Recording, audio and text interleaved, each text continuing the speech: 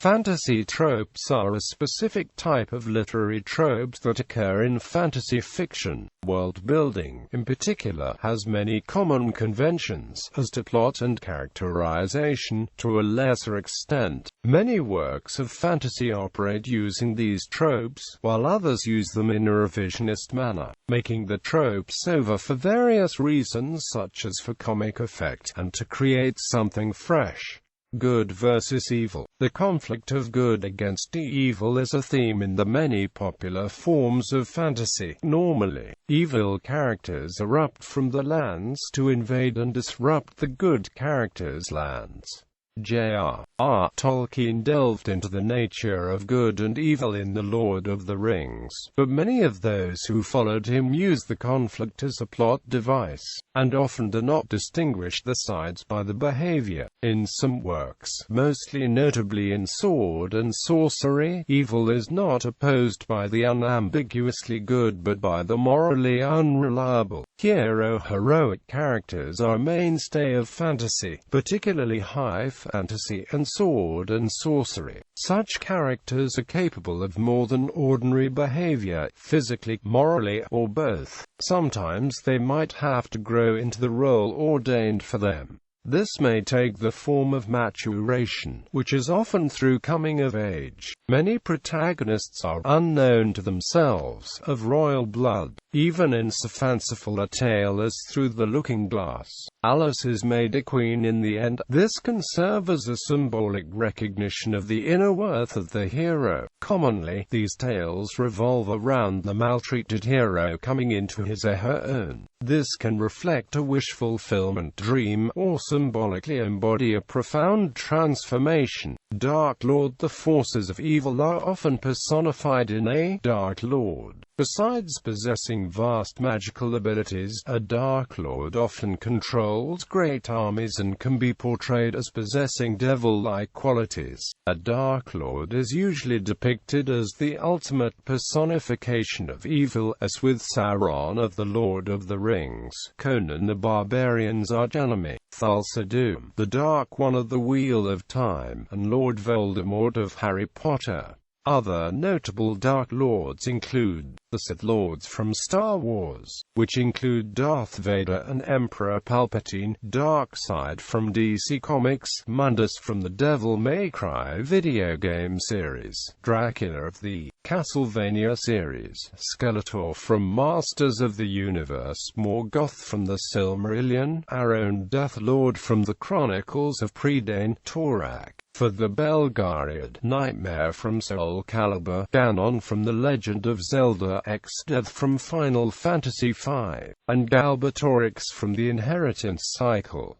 The villain of the Demon Sword video game is also literally called Dark Lord. In the Lone Wolf game books, the Dark Lords are an entire race of powerful evil beings. The protagonists of the Overlord video game franchise are classic Dark Lords in the vein of Sauron. The Dark Lord is usually seen as unmarried, though there has been occasion when one has attempted to claim a bride. Quests, an immemorial trope in literature, are common in fantasy. They can be anything from a quest to locate the MacGuffins necessarily to save the world, to an internal quest of self-realization. Magic. In fantasy, magic often has an overwhelming presence, although its precise nature is delineated in the book in which it appears. It can appear in a fantasy world, or in a fantasy land that is part of reality but insulated from the mundane lands, or as a hidden element in real life.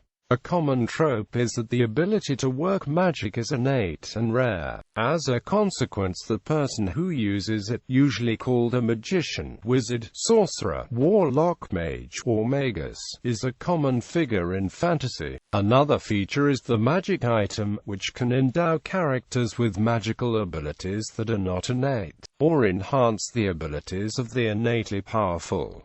Among the most common are magic swords and magic rings. Self-fulfilling prophecies are amongst the most common forms of magic because they are an often used plot device. Often the very effort undertaken to avert them brings them about, thus driving the story. It is very rare for a prophecy in a fantasy to be simply false, although usually the significance is clear only with hindsight. Quibbles can undermine the clearest appearing prophecies.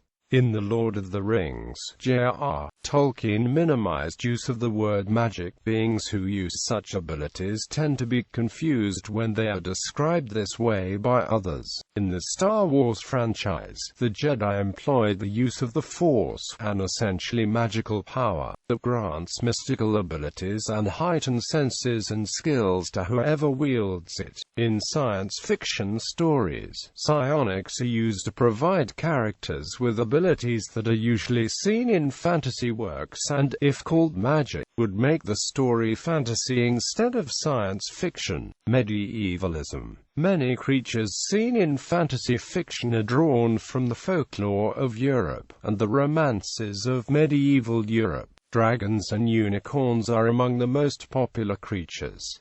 Other monsters, such as griffins, giants, and goblins also appear. Races of intelligent beings such as elves, dwarves, and gnomes often draw the history from medieval or pre-Christian roots. Characteristics of the hero and heroine also frequently draw on these sources as well. This trope is also very important in the setting of many of these fantasies. Writers from the beginnings of the fantasy genre, such as William Morris in The Well at the World's End and Lord Dunsany in The King of Elfland's Daughter, set the tales in fantasy worlds clearly derived from medieval sources, though often filtered through later views.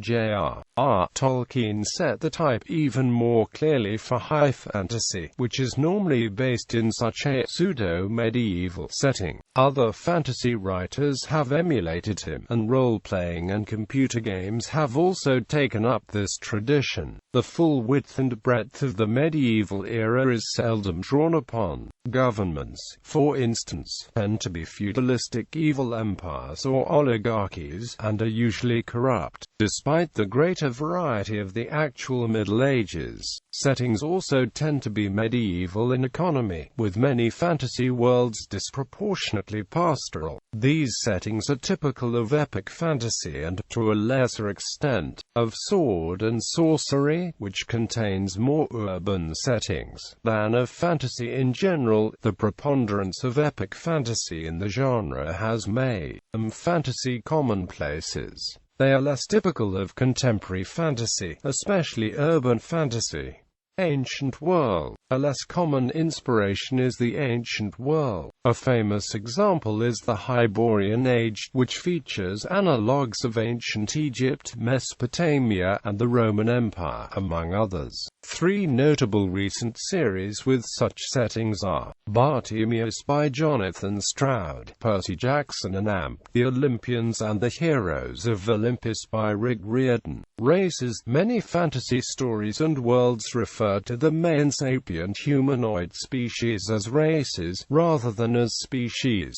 J.R.R. Tolkien popularized the usage of the term in this context, and the use of races in the Dungeons & Dragons role-playing games further spread the label. Many fantasy settings use the terms race and species interchangeably, such as the World of Warcraft computer game. In role-playing games, character race typically refers to any species usable as a player character. Older editions of Dungeons & Dragons called the primary non-human player races dwarf, elf, gnome, halfling, and half-elf, half-orc, demi-humans. Later games such as Shadowrun use the term metahuman and define these humanoid races as subdivisions of Homo sapiens. Orcs were popularized by J.R.R. Tolkien in Lord of the Rings. As of 2014, they appear in many fantasy worlds, are often depicted as large, strong, green, brutish creatures with little intelligence. Anthropomorphic animals are also common.